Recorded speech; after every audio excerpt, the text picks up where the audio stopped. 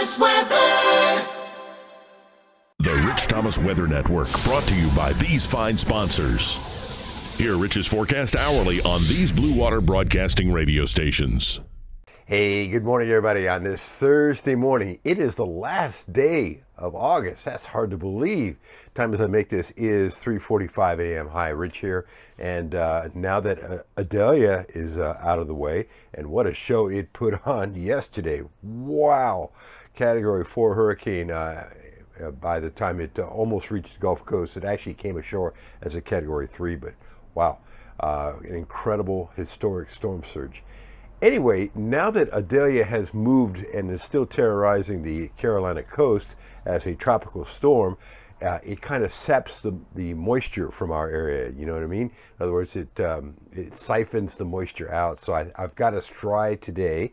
But there is a frontal system parked along the Gulf Coast, and there's a little wave of low pressure that's going to be moving along that front. So this evening, parts of South Alabama could see some showers and thunderstorms. I think most of us here in Central Alabama are dry, but tomorrow is a different story. As that low continues to move along the front, I think the showers and thunderstorms will be rather widespread across the area, especially Central and South Alabama tomorrow. So I've got the rain chances elevated on Friday, but the Labor Day weekend as a whole looks relatively routine. Besides the higher rain chances tomorrow, I've got a small chance of widely scattered storms in on Saturday, but I think Sunday is primarily dry. Labor Day Monday is primarily dry, and so is Tuesday as well. And there are no tropical concerns, even though the National Hurricane Center is tracking 5 features out there in the tropics, none of which will impact the southeastern United States. And this is good news because the peak of the season is September 11th, and normally on Labor Day weekend there's something we're worried about in the tropics. But this Labor Day weekend, now that Idalia is out of the way, I think we're good for a while. That's good news too.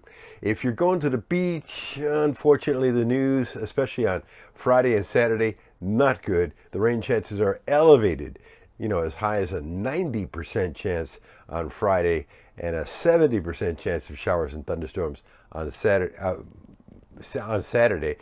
So a lot of people go to the beach on Labor Day weekend. Unfortunately, the news is not good on Friday and Saturday.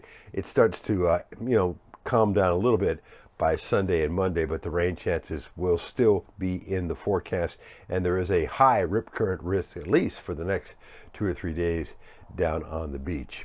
All right, so those are your headlines. There is no other big ticket weather to talk about, and that's great news. It always makes me happy, and I'm sure you are too, because here we are in what's going to be a major outdoor holiday weekend. The final one of summer. It's kind of the unofficial end of summer. This morning everything is normal. Live on the radio, 6 to 9 on News Talk 93.1 WACV. I was doing weather hits yesterday for the Sirius XM satellite radio. I have been doing that since 2005 for them during major storms. So that was kind of interesting. That was fun for a couple of days to be on national radio. Anyway, there'll be another update for you first thing tomorrow morning. Usually that's posted in the 4 o'clock hour, including the forecast discussion and the blog update. If you're watching on YouTube, there's instructions on how to see our blog on our website, on Facebook, and on what used to be called Twitter. All right? Now you're up to date. Your forecast whenever you want it across the dial on 8 radio stations. That would be the Blue Water family of stations. Last day of August. How about that? Have a great day today. I'll see you tomorrow. Rich Thomas Weather.